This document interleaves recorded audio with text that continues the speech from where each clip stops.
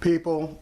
This goes out to primarily every black citizen of this country, but also to all citizens of this country. Donald Trump had a meeting this morning where he purportedly met with a bunch of black leaders. Let me say that again. Donald Trump had a meeting where he purportedly met with a bunch of leaders of the black community in this country. That is a flat out lie. A flat out lie, okay? I'm gonna play this clip from MSNBC, and I'm gonna play it in its entirety. And then I'm going to basically tell you who was missing from this meeting. African Americans throughout our country, throughout the world, if you really think about it, right? And this story is one of unimaginable sacrifice, hard work, and faith in America. I've gotten a real glimpse during the campaign. I'd go around with Ben to a lot of different places that I wasn't so familiar with. They're incredible people. And I want to thank Ben Carson, who's going to be heading up HUD. And it's a big job. And it's a job that's not only housing, it's mind and spirit, right? And you understand it. Nobody. Yeah, and he's got Ben Carson, who doesn't know a damn thing about housing, and he got confirmed. Okay, so we got a problem there. He's going to be better than Ben. Last month we celebrated the life of the Reverend Martin Luther King Jr., who's incredible. Yeah, and notice the life of Reverend Martin Luther King. Let me look down on here. Oh yeah, Jr. Example is unique in American history. You read all about Dr. Martin Luther King a week ago when somebody said I took the statue out of my office, and it turned out that that was fake news. Fake? No, it was incorrect reporting because the person who tweeted that did not see the statue in the place that it had normally stood at. He was informed that the statue was still in the office within 30 minutes, okay, 30 minutes. Now he had tweeted it out, and 30 minutes later he was informed of the error. He, at that point, apologized. He apologized to Sean Spencer, who accepted his apology and at the same time tweeted out that he was in error. But they're not going to let that one go. So that's their example of fake news. No, that's an example of news that they got wrong and issued a correction on. Was not fake news. The statue is cherished. It's one of the favorite things in the, and we have some good ones. We have Lincoln, and we have Jefferson, and we have Dr. Martin Luther King, and we have, but they said the statue, the bust of Dr. Martin Luther King was taken out of the office, and it was never even touched. So I think it was a disgrace, but that's bullshit. It was touched. It was moved. That's why the reporter tweeted out what he did. The press is very unfortunate. I am very proud now that we have a museum in the National Mall where people can learn about Reverend King, so many other things. Frederick Douglass is an example of somebody who's done an amazing job and is being recognized more and more, I notice. Harriet Tubman, Rosa Parks, and millions more black Americans who made America what it is today. Big impact. I'm proud to honor this heritage, and we'll be honoring it more and more. The folks at the table, in almost all cases, have been great friends and supporters. And Daryl, I met Daryl when he was defending me on television. And the people that were on the other side of the argument didn't have a chance, right? And Paris has done an amazing job in a very hostile CNN community. He's all by himself. And I have 7 people in Paris, so I'll take Paris up in a second. But I don't watch CNN, so I don't get to see as much. I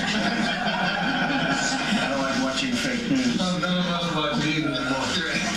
Yeah, he also doesn't watch News One Now, where Paris Denard was getting his ass kicked.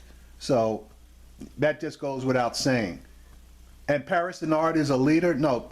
Everyone that you're going to see that's going to be introduced is a supporter. They are not leaders, they're supporters.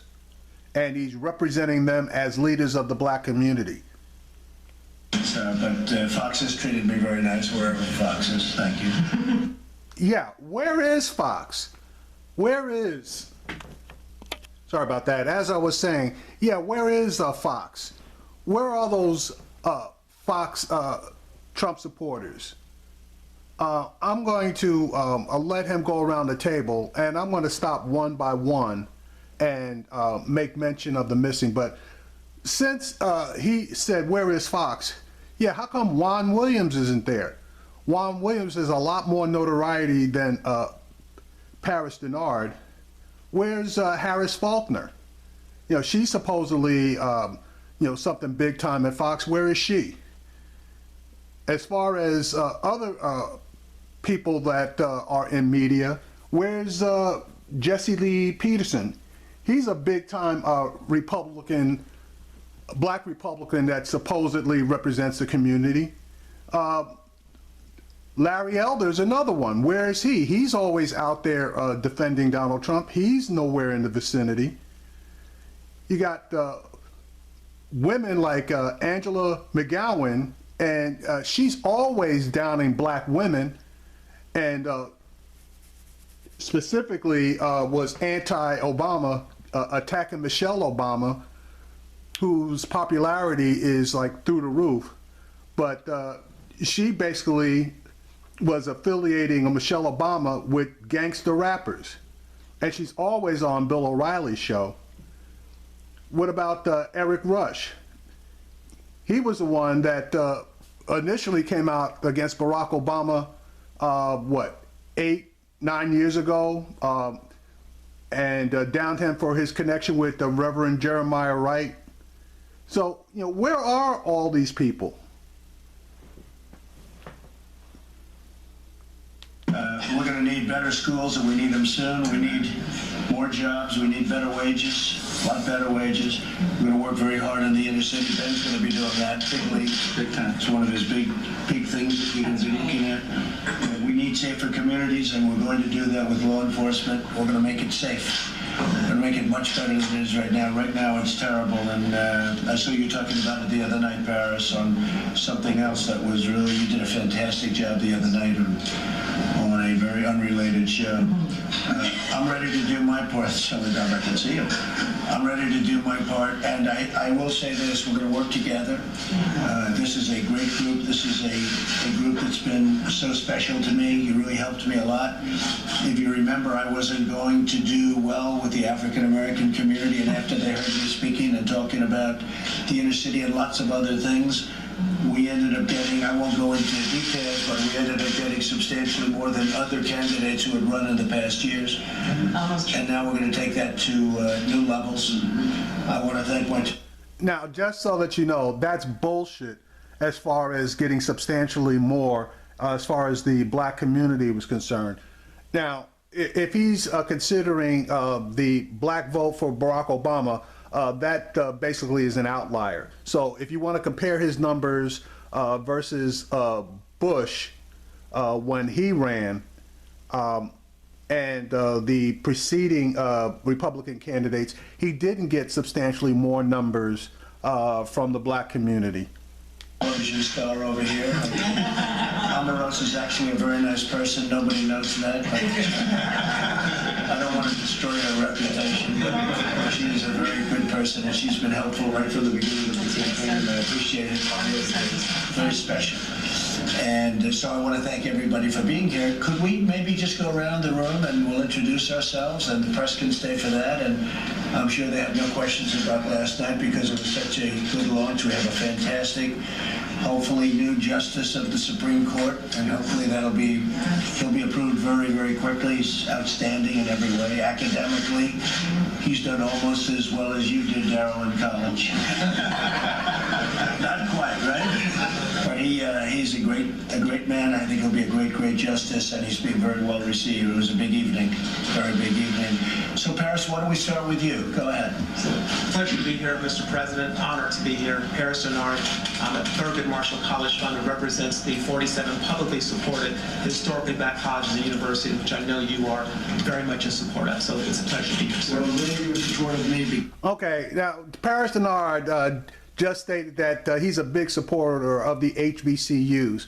We have yet to see anything regarding his support of the HBCUs on his website. And when Paris Denard was questioned about Trump's policies for the HBCUs, he tried to bullshit everybody by saying that the information was on his website. And when they brought the website up, there was nothing there. So Paris Denard basically has drunk the Kool-Aid, opened his mouth, and swallowed that Trump ding-a-ling long and deep. He deep-throated him, and then he turned around, bent over, and handed Mr. Trump a jar of grease that Mr. Trump declined to use on him.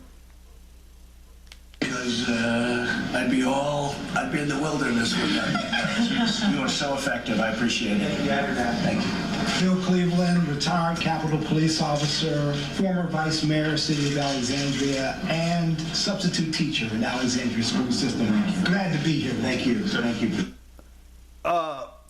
Police officer, huh? Well, retired police officer. Somebody's missing. Is his name Sheriff David Clark Jr.? I wonder how come he's not there. Bill's also a Vietnam veteran, sir. I'm Earl Matthews, sir. I work for you at the Department of Defense. I was sworn in an hour after you were. So I'm also a veteran and longtime supporter of yours. I worked for you since late summer, and I'm happy to be here, sir. Lieutenant Colonel, good job. Yes, sir. It's a good job. Vice President, we know You're next. Melinda Scott, Daryl's wife, New Spirit Revival Center, from Cleveland, Ohio, pastor of New Spirit. Great amount of support in the African American community where we are. We love the Lord, we love our new president, and we're praying for our president on a regular basis. So that's what we do. You know, the one thing I didn't understand about Belinda, I thought they were married maybe 5 or 6 years, because look how they look so young. Should you say how many years you've been married? 35? Been together 38. 30, been together 38, but in the Lord. 33 of the 38 under the blood. It's actually amazing. I would have But can I say this? I'm so grateful that our president gives us an ear, to listen to the community, to listen, and people like us are just here to constantly put that message out into the community. Thank you. And we love you for that. We love you for listening, and we thank you for that. Thank you. Thank you very much. Daryl Scott, pastor, New Spirit Revival Center, and Black Trump supporter. But speaking of the community, let me just say this real quick. I told you I'm going to try to throw it in. I was recently contacted by some of the top gang thugs in Chicago for a sit-down. They reached out to me because they associated me with you. They respect you. They believe in what you're doing. And they want to have a sit-down about lowering that body count. So in a couple of weeks, I'm going in Chicago. That's a great idea, because Chicago is totally out of control. Well, I let them know. I said we got to lower that body count. We don't want to talk about anything else. Get that body count down. And they agreed that the principals, they can do it. These are guys straight from the streets, no politicians, straight street guys. But they're going to commit that if they lower that body count, we'll come in and we'll do some social programs. So they're in agreement. If they're not going to... All right. Cocaine sniffing Daryl Scott and his cocaine sniffing wife are full of shit, okay? Daryl Scott basically went in the toilet for Donald Trump early because he saw an opportunity for himself, and I believe it's increased his financial position, let us say. But I don't believe for one goddamn minute that some gangbangers out of Chicago that purportedly call themselves Chicago gang leaders contacted this guy. I don't believe that shit for a minute.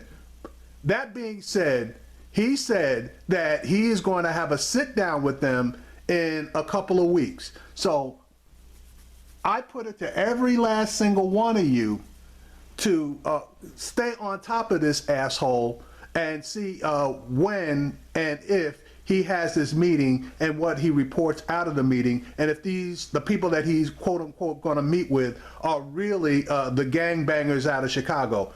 I severely doubt that. Period. Okay? Period. Solve the problem, and what you're doing is the right thing, then we're going to solve the problem for them, because we're going to have to do something about Chicago, because what's happening in Chicago should not be happening in this country. But they want to work with this administration. Good. They want to. They reached out. I didn't reach out to them. They reached out to me. They want to work with this administration. They believe in this administration. They didn't believe in the prior administration. They told me this out of their mouth. The fucking gangbangers believe in Donald Trump. Come on, you have respectable citizens that don't believe in Donald Trump. So the gangbangers are going to believe in Donald Trump. This guy is lying through his ass. He is lying so bad that the table's being stained by the shit that he's spewing. Jesus Christ. You know, these guys cannot do enough self-promoting for themselves, especially Daryl fucking Scott. But they see hope. I love that. Mr. President, I'm a member of what we call the media, where we try to be fair, objective. Not all media seems to be the opposition party. There are those that see the good that you do and really report it. I'm just honored to have a seat at the table today. Thank you. And it is, I mean, Okay, in case you didn't know who that was Armstrong Williams, who was the former head of Ben Carson's election committee. He was the one that came in there after Ben Carson started and basically blew up his chance to have a shot at the nomination, the Republican nomination for president. All of the people who knew what the hell they were doing, specifically the white people that knew what they were doing, they all jumped ship after this guy came in. So, just so that you know. So he's an add-on via Ben Carson. a lot of the media is actually the opposition party. They're so biased, and really it's a disgrace. Some of the media is fantastic and fair, but so much of the media is opposition party, knowingly saying incorrect things. So it's a very sad situation, but we seem to be doing well. You know, it's almost like in the meantime we won. So maybe they don't have the influence they think, but they really are. They really have to straighten out their act. They're very dishonest people. James? Pastor James Davis, Mr. President, we've been a supporter of yours from the beginning, alongside Mr. Michael Cohen and Dr. Daryl Scott with the National Diversity Coalition, helped to bring out a huge number in the black community with respect to the vote, and we're still happy to be in support as we go forward. Okay, as he indicated, he's a Daryl Scott buddy. Daryl Scott had about 5 black pastors that came out in support of Donald Trump when he had that quote-unquote 100 black pastors meeting that was supposed to result in all of them supporting Donald Trump. That was a farce and was exposed way back when. But he was one of those 5. And then the lady you see right there, obviously that's Omarosa. She's Donald Trump's bed wench, so, you know, that is what it is. Great, thank you, James. Okay. And Lynn, we Hi, Mr. President. Yes, I am, as you know, the former vice president of the wonderful charity that your son founded, the Eric Trump Foundation. I've been with your family for about 8 years now, right, Jared? And I was an RNC speaker, and I will be landing with Dr. Carson at HUD as one of his senior advisors and director of the Office of Public Liaison. That's great. Thank you. And you did a fantastic job. Thank you. Thank you. Mr. President, my name is Gerard Robinson. I'm a resident fellow at the American Enterprise Institute, and I was proud to be the leader of the education policy team for Trump transition. Thank you. Thanks a lot. We have Ashley Bell behind you, some others. Ashley. Mr. President, good to be with you. I'm Ashley Bell, Gainesville. The chair previous called me out of my little town to come help run African American outreach for your campaign. I'm glad to support Omarosa, glad to be here, and I'll be appointed to help you out as State Department. Fantastic. All right. Now, Mr. Bell is an interesting story. Okay, he basically is a supposed specialist. Previous had employed him. The funny thing about it, when he joined the basically quote unquote joined the Trump campaign, and I'm not even going to say the campaign, but he was supposedly helping Trump out down in Florida. And when he went to one of Donald Trump's campaign rallies, he was quote unquote mistreated to the point that he jumped ship from his affiliation with Trump. So I guess Rance Priebus must have soothed his ruffled feathers. So now he's jumped back into active coon status. Thank you very much. Tucker was the start of the inauguration. I'm Tucker Davis. Yeah, I've ran your campaign in West Virginia. I'm working for you in the We did well in West Virginia. coal miners love you. We love the coal miners too. We put them back to work. Absolutely. Leon Bell. I was at the RNC and also at PIC, and I helped launch the video series every week, the midweek message that reached out to millennials and college students and helped launch the college Republican chapter at Howard University. Great job. Howard University. Good, great. I heard that. Good job. That's Crystal Bell's daughter. We snagged her. Great job. Thank you. Mr. President, Monica Alexander, Executive Administrative Assistant, Office of Public Liaison, support Bill Nelson. Budget Spelman. Thank you. Spelman, right? Nice. Mr. President, Jerron Smith. I'm with the Domestic Policy Council, Andrew Grenberg's team, and I'll be focusing on urban affairs and revitalization. So, all the policies. And Howard graduate. Howard graduate. All right. Mr. President, thank you. So that's what is purported to be people that represent black leadership in America. Now, there were a few notable people that were missing, and I'm more than surprised that they weren't there.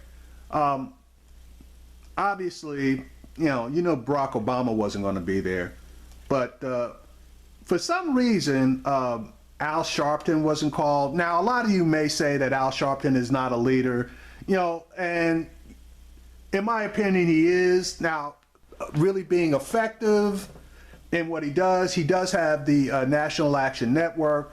So, but I would think that he would be classified as more of a leader than at least half of the people that are sitting at that table. Now, you have a couple of other people.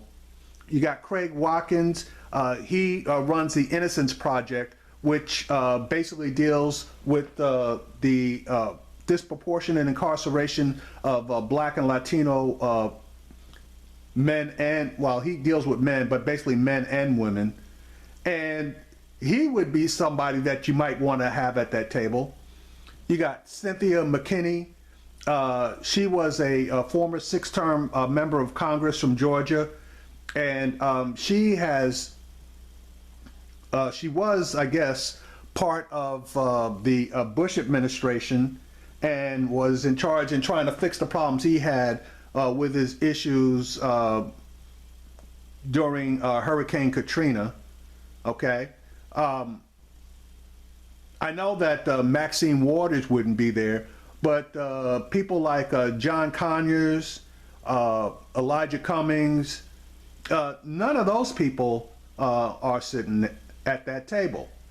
Now, you got a couple of other people that might have been more appropriate sitting at that table. People like Randall Robinson, founder of the Trans-Africa Forum, and he basically is a person that concentrate on foreign policy in areas like Africa and the Caribbean, places like Haiti. Okay, he might have been somebody that you might have wanted to be sitting at that table. How about I'm trying to think. I'm doing this off the top of my head. How about Farhana Korea? She's the founder of the Muslim Advocates, which is a Muslim, obviously, advocacy group. She might have been a person that also might have been pretty good as far as representation of the black community. You got James Rucker, who helped found the Color of Change, and also Van Jones, who also helped found the Color of Change. Those are some people that you might have wanted to have sitting at the table. Now, that's not to mention people like Cornel West, Henry Louis Gates Jr., Eric Dyson. Yeah, I'm not all that hot about him, but he talks a good game. Boyce Watkins or Tricia Rose. Those are all people that would have been more representative of the black community, being that they are all black intellectuals. All right, you got Rosa Clement. Now, this is probably out of his comfort area because Rosa Clement is a hip hop political activist, and she basically speaks out to the younger black generation, pretty much 18 to 29. That might have been somebody that you wanted to hear what she had to say, particularly since she's representing that particular age group. Then, as usual, and I think that it really needs attention, well, she really needs attention. Majora Carter, okay, this lady is out of an area that I'm familiar with, the South Bronx. And she started the Sustainable South Bronx organization, which is dedicated to the environment in the South Bronx and New York, and has also formed stewardship training programs for green jobs, which, as we all know, are going to be something that is going to be in fairly high demand in the next 10 to 20 years. Those are just a few people that should have been at that table. But I forgot, hey, wait a minute, I forgot to. Tom Joyner, who speaks to approximately 8 million people, majority black, every morning, and Roland Martin, who I believe his audience is somewhere in the vicinity of 3 million for his TV show.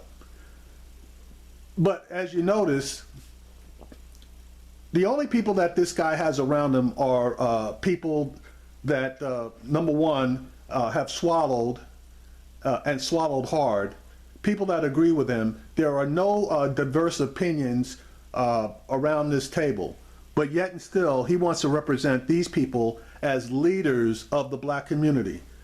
Every last one of these people, if I had my way, would be taken out, strung up, and done to them what needs to be done, i.e. Possibly cutting out their tongues because their tongues are deformed, i.e. they're forked. Every last one of these guys basically has lied or become a Judas goat for the black community. But he has all these people around this table in order to give him cover, and that just is not right, especially this being African American History Month.